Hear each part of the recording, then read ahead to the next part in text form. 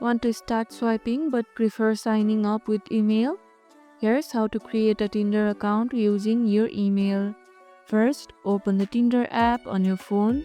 Here you can see the option to sign in with Google. Tap on sign in with Google. Then choose your Google account. Now enter your phone number, then tap next. A verification code will be sent to your phone number. Check your message and type it here. Then tap next. Now Tinder may ask you for some details like your name, your birth date, gender.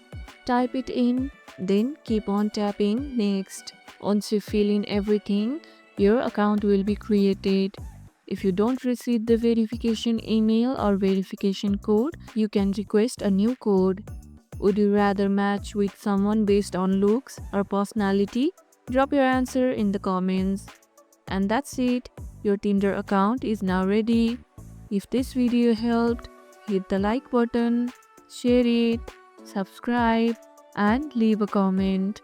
Thanks for watching, and I'll see you in the next one.